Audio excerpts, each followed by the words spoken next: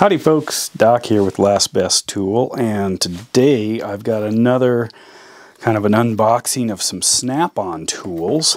Put in a little order and a few things that have been on my list for quite a while, or what Snap-on calls their wish list, and they are some neat things you might find interesting. So I'm going to open it. This is a Falkneven S1X. It's one of their survival knives that's pretty well dialed in. Love it. And let's see what we've got. By the way, I've got this one in a leather sheath. You can get leather or kind of a nylon sheath. All right. Looks like we've got lots of air stuff. There we go. And what do we have? Let's start over here. This is that Blue Point kind of a work knife, oyster knife. They have all kinds of names. I've got, hang on, let me grab the others. So I originally wanted this one. They sent me this one accidentally, or well, because the numbers were wrong on the website.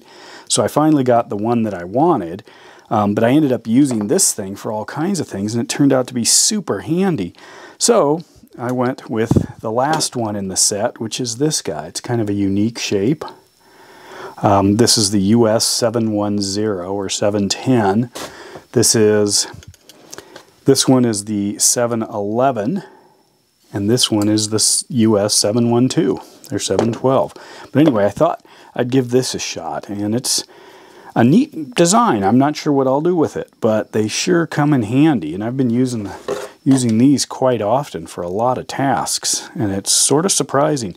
Now, you can buy this whole set, or you can buy them individually, and I started out, I thought I just wanted the one. Looks like the handle's a little bit different, but then I got this one by accident or unintentionally, and I loved it, and so now I've completed the set. This is really stout. No bending there. Big arc, sharp, nice tip you can see right there. Anyway, let's see, a scraper. Someday winter will arrive, I imagine, and when it does, I wanted to try one of these as a small, light scraper, as well as for use in, other jobs. It's a Snap-on, you can see that.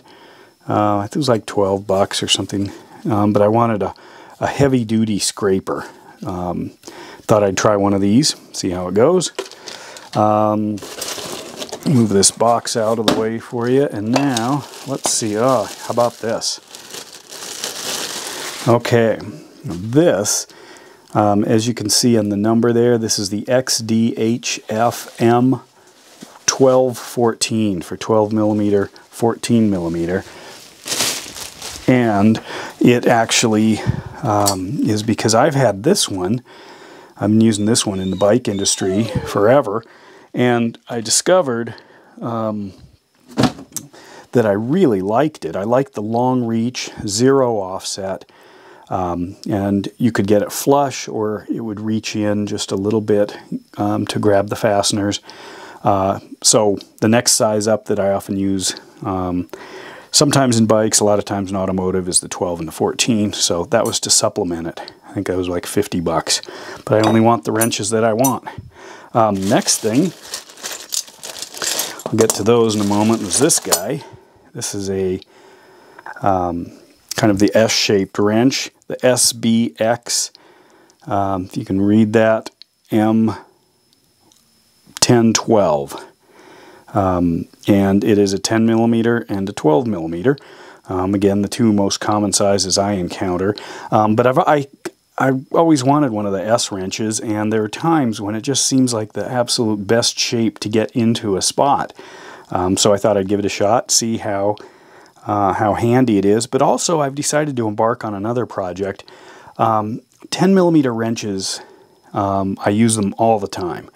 And I've noticed that there's kind of a movement in sockets where you can actually buy a set of sockets that are nothing but 10 millimeters, and they are all of the different kinds of 10 millimeters: swivels, impact, short, deep, shallow, magnetic, you know, mid-length, semi-deeps, whatever. So you can buy from a company just the full set of 10 millimeters.